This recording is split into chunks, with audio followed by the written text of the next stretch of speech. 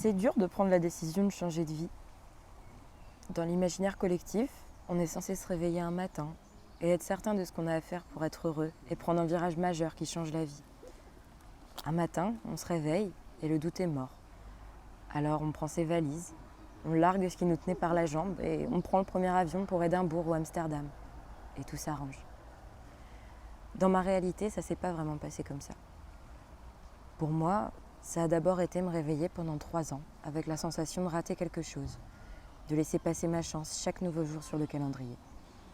C'était aussi me manger une valise de doutes et de peur dès que j'envisageais de prendre une décision, que ce soit quitter le garçon que je n'aimais plus, me séparer de proches qui m'avaient rabaissé toute ma vie, ou accepter de soigner les blessures invisibles de mon cerveau.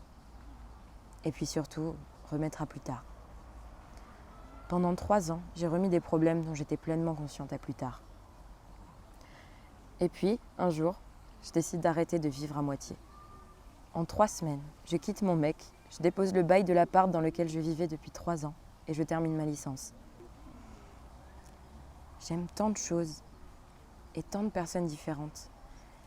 Je me suis perdue tant et tant de fois pour des gens qui n'en valaient peut-être pas tant la peine, pour des projets qui méritaient peut-être pas tant de larmes et d'angoisse. J'ai ri à tant de blagues et aimé si fort tant d'amis, de frères et sœurs de passage. J'ai pour la vie une passion qui ne s'épuise jamais. J'abandonne tout de temps en temps pour tout reprendre à bras le corps l'instant d'après.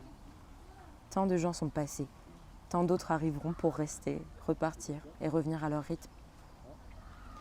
Je vis pour chaque sieste au soleil, chaque café du matin, pour tous les poèmes du monde et ce qu'il reste à écrire.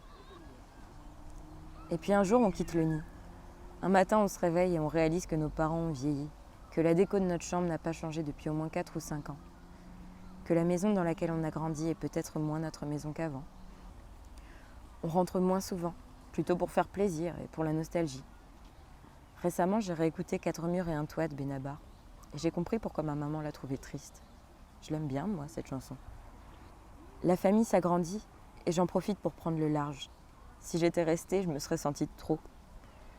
La vie fait son travail en avançant et je préfère voir ça comme des opportunités plutôt que comme un coup de pied au cul. De toutes petites paires de chaussures trouvent leur place à côté du paillasson et les miennes disparaissent du pied de mon lit, propre et fait en permanence. Je n'avais pas réalisé que mes parents étaient des êtres humains, qu'ils avaient eu des doutes, des peurs et le même genre de réflexion qui m'assassine l'esprit. Je le réalise en prenant de l'espace.